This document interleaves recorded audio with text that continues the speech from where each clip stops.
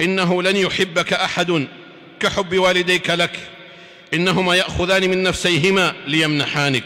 نعم، قد لا يمنحانك كل شيء تريده، لكنهما دون ريب قد منحاك ما يملكانه. إنه قلب الأم، والله جل وعلا يقول: وأصبح فؤاد أم موسى فارغا. وإنها عين الأب، والله جل شأنه يقول: وابيضت عيناه من الحزن فهو كظيم.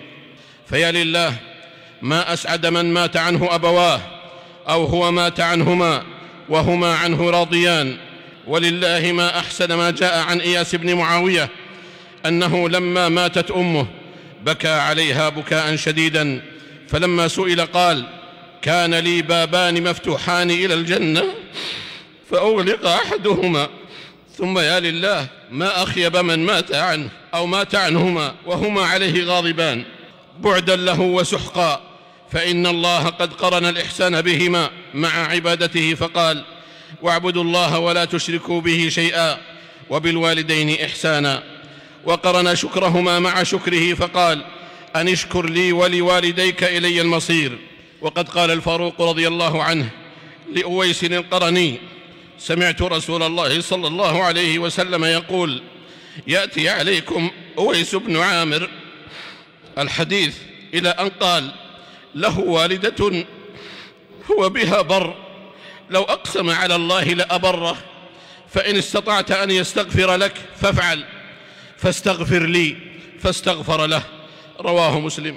فإن البر طبع متين طارد لخصال السوء، فما رأى الناس بارا خبيث الطبع. وقد أحسن الخليفة الراشد عمر بن عبد العزيز حين قال لابن مهران: لا تصاحب عاقا فإنه لن يقبلك وقد عق والديه.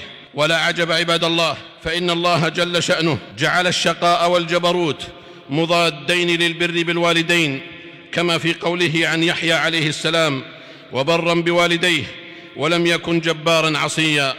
وكما في قوله عن عيسى عليه السلام: وبرا بوالدتي ولم يجعل لي جبارا شقيا. فبر الوالدين ينبغي أن يكون شابا لا يشيخ وإن شاخ الآباء والأولاد، ولا ينبغي أن يكون عبئا ثقيلا يتقاسمه الأولاد بينهم تقاسما وظيفيا خروجا من المسؤولية وانسلالا من التبعة. وإنما البر في الحقيقة دين ودين، فهو سباق ديني أخروي يتلذذ به البار ليفضي به إلى باب من أبواب الجنة. وقل رب ارحمهما كما ربياني صغيرا.